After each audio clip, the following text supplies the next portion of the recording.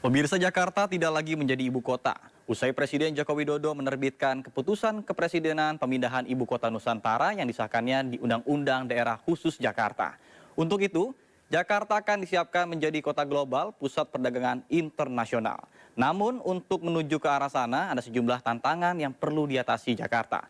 Lantas apa saja, dan kita akan membahasnya bersama dengan pengamat kebijakan publik, yakni Bapak Trubus Rahardiansyah. Baik, selamat siang Pak Trubus. Ya, selamat siang, Mas. Baik, Pak, Jakarta disiapkan menjadi kota global. Nah, sejauh mana kesiapannya dari menurut pandangan Anda? Iya, kalau menurut saya sebagai kota global, Jakarta sudah relatif siap, Mbak. Dalam hal ini meskipun tantangan cukup berat, tetapi dengan infrastruktur yang memadai, sekaligus juga kesiapan masyarakat secara keseluruhan dan selama ini sebagai sentra bisnis ada di Jakarta, saya rasa sebagai kalau diangkat sebagai atau dinaikkan kelasnya menjadi kota global ini sangat sangat kondusif ya dalam arti punya peluang yang sangat besar.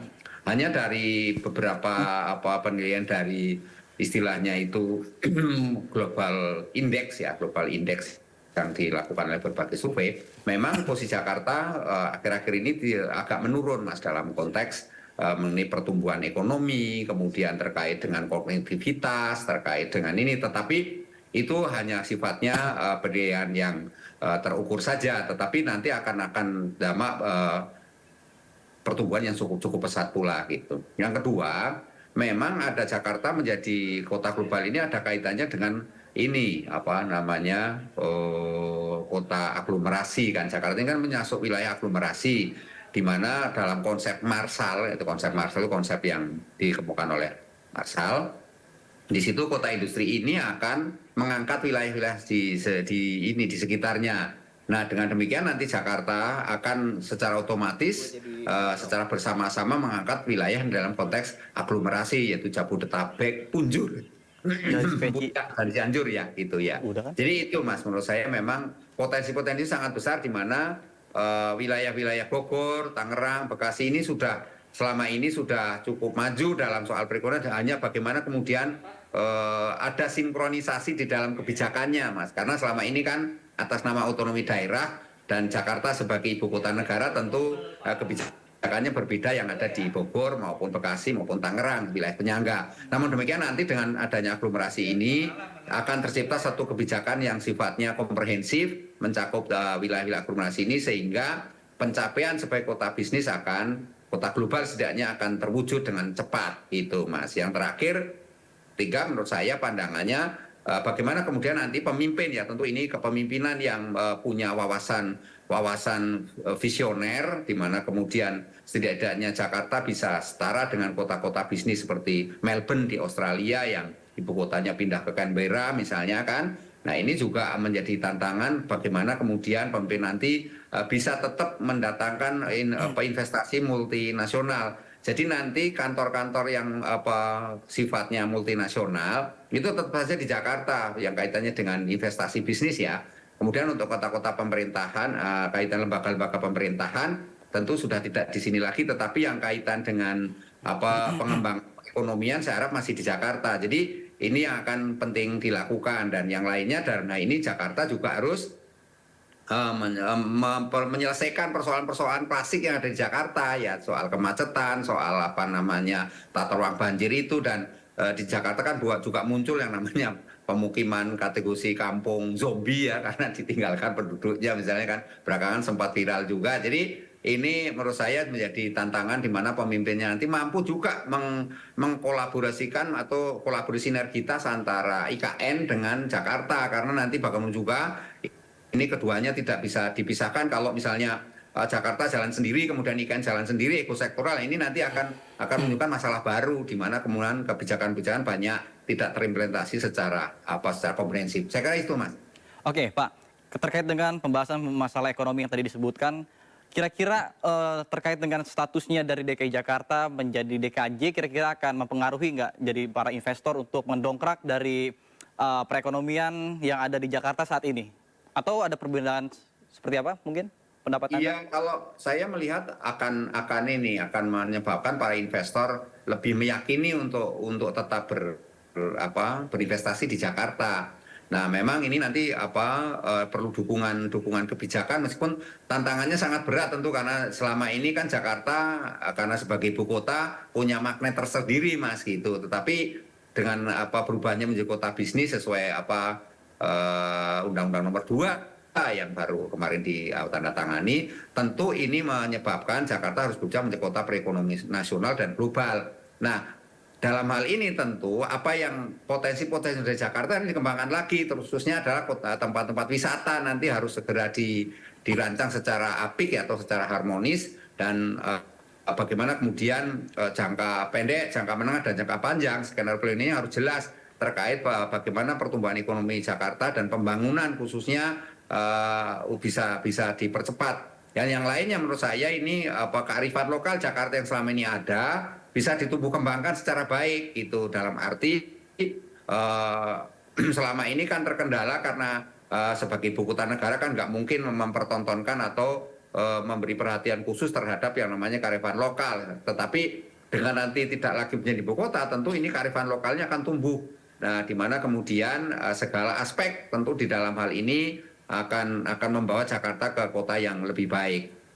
Yang penting menurut saya juga ini memang dukungan masyarakat, Mas. Ini masyarakat harus diedukasi mulai sekarang bahwa Jakarta tidak lagi menjadi ibu kota sehingga masyarakat harus menerima dengan kondisi ada misalnya terkait adanya bagaimana pajak misalnya dan restribusi kewajiban kepatuhan terhadap pajak juga karena kebijakan-kebijakan selama ini kan selama menjadi DKI ada pembebasan pajak atau pajak 0 rupiah bagi mereka yang punya aset di bawah 2 miliar misalnya seperti itu. Tetapi kan ini sudah tidak lagi ada. Nah, bagaimana diedukasi ke masyarakat bahwa mereka tetap patuh membayar pajak, membayar retribusi juga. Ini hal yang sangat penting. Dan bagaimana kemudian Jakarta warganya itu siap tetap menerima adanya investasi-investasi yang akan datang dari berbagai negara nantinya mengingat Jakarta tetap sebagai epicentrum, sebagai kota yang seksi lah ya dalam hal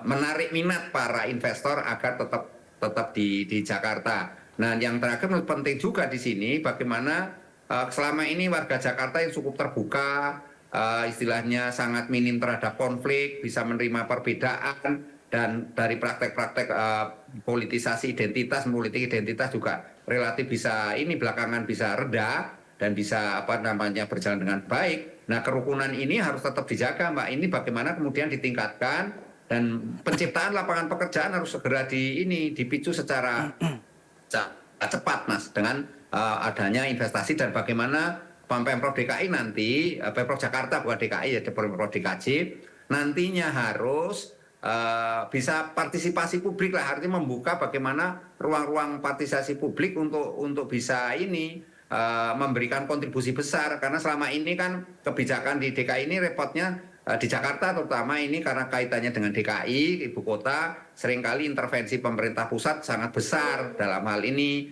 Nah, sekarang dengan tidak ada lagi menjadi ibu kota tentu semua sangat otonom kepada kepala daerah dalam hal ini Pemprov. Bagaimana kemudian secara inovatif, kreatif membangun kota Jakarta kemana arah Jakarta yang akan ke depan ini. Nah, dalam usianya 497 ini sebenarnya Jakarta sudah tidak muda lagi, konsepnya sudah dari kota kolaborasi menjadi kota global. Nah, ini kan juga warga masyarakat secara perlahan harus diedukasi bagaimana kota global itu, bagaimana harus menghadapi situasi yang terus berubah dengan tingkat perekonomian yang diharapkan terus tumbuh dan mereka tetap bisa beraktivitas sehari-hari dan bisa mendapatkan mata pencaharian yang memadai, Mas. Karena memang sulitnya dengan waktu ibu kota itu harga-harga makin naik dan di sini tingkat livibilitas itu yang jadi masalah. Jadi livibilitas ini terkait dengan perumahan tempat tinggal di mana kebijakan yang selama ini DP 0 rupiah yang kemudian menjadi rumah layak ini nanti harus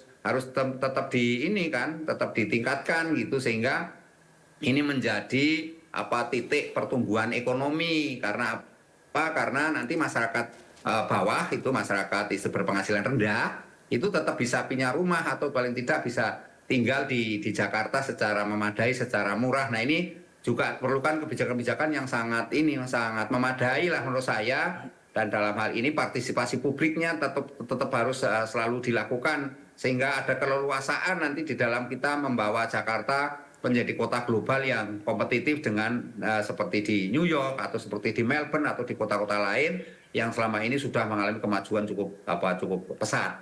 Nah, Jakarta tinggal bagaimana kemudian mengejar ketertinggalan itu dengan menyiapkan segala SDM-nya, yaitu sumber daya manusia, dan dalam ini infrastrukturnya sudah cukup baik, dan bagaimana tetap penguatan hubungannya, korelasinya dengan IKN, karena sebagai juga nanti pengaruh IKN terhadap perkembangan Jakarta juga cukup besar juga, karena memang bagaimana juga pertumbuhan ekonomi itu sangat dipengaruhi oleh sejauh mana kebijakan pemerintah pusat dalam memberikan ruang kebebasan bagi investor, bagi pelaku usaha maupun bagi masyarakat dari dunia luar untuk bisa berkiprah dan tumbuh besar di Jakarta ini, Mas. Baik, singkat saja Pak, apa harapan untuk Jakarta ke depannya Pak? Ya, harapan saya Jakarta sebagai kota global dan sekaligus kota aglomerasi mampu mendorong kepada daerah-daerah penyangga, daerah-daerah yang ada di sekitarnya sesuai konsep aglomerasi itu untuk selalu menjaga keutuhan, ya, kebersamaan, dan sekaligus memberikan pelayanan yang lebih baik, ya. Artinya sesuai dengan konsep SPBE, yaitu sistem pelayanan berbasis elektronik. Nah, Jakarta ini sudah bisa menerapkan digital. Nah, aplikasi seperti Jaki itu harus segera disempurnakan yang lebih baik lagi, ditambah aduan-aduan yang sifatnya lebih komprehensif, di mana kemudian partisipasi warga lah, yang paling penting itu partisipasi warga agar tetap bisa ditingkatkan. Yang kedua, menurut saya nanti pemimpinnya memang diharapkan sebenarnya pemimpinnya adalah orang yang menguasai Jakarta atau yang memahami tentang Jakarta. Ini penting sekali, karena kalau nanti pemimpinnya orang tidak memahami Jakarta, repot nanti jadinya. Sehingga karena apa? Karena ini harus memahami tentang aglomerasi, kan, wilayah penyangganya ini, dan bagaimana wilayah-wilayah di sekitarnya itu tetap bisa dipacu secara cepat. Itu aja, Mas, menurut saya. Baik, terima kasih banyak Pak Trubus atas informasi dan waktu Anda telah bergabung bersama kami. Ya, sama-sama.